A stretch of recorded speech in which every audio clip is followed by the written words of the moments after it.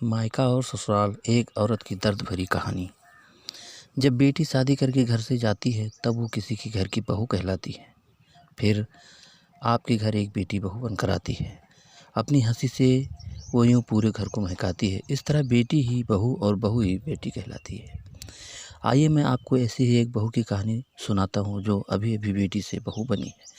मुझे विश्वास है आपको यह कहानी पसंद आएगी। ससुराल में वह पहली सुबह मुझे आज भी याद है। कितनी घबराकर मैं उठी थी, यह सोचती हुई कि कहीं देर ना हो जाए। सब न जाने मेरे बारे में क्या सोचेंगे। केवल एक रात ही तो नए घर में कटी थी और इतना सब कुछ बदल गया। जैसे आसमान में चिड़िया उड़ती हो, किसी ने मोती के लालच में देखकर पिंजरे में कैद कर लिया हो। शुरू के कुछ दिन तो यूं ही गुजर गए। एक दिन हम बाहर घूमने गए। जब हम वापस आए तो सासू माँ की आंखों में खुशी तो दिख रही थी, लेकिन केवल अपने बेटे के लिए।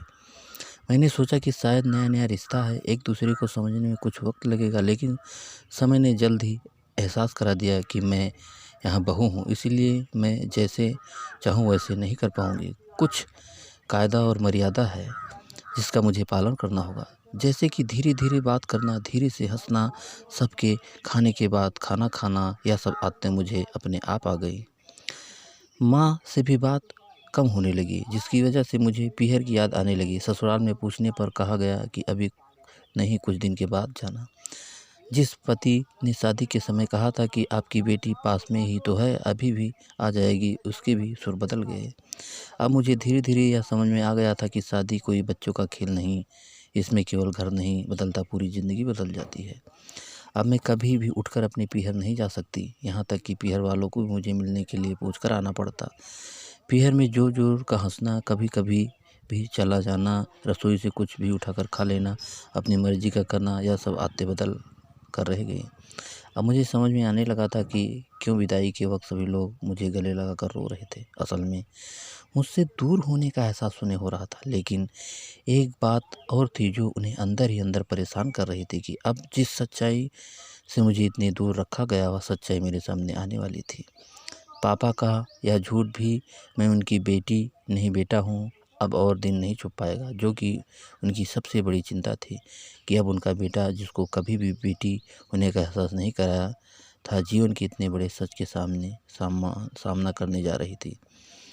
वहीं माँ को भी चिंता सता रही थी कि उनकी बेटी अभी तक कोई एक काम भी नहीं किया करती थी, अब वह पूरे परिवार की जिम्मेदारी कैसे उठाएगी। सभी लोग मेरी इस विदाई और पराये होने का दर्द जान रहे थे, सिवाय मेरे, इसीलिए वह सभी लोग रो रहे थे। आज मुझे समझ आ गया कि उनका रोना गलत नहीं था।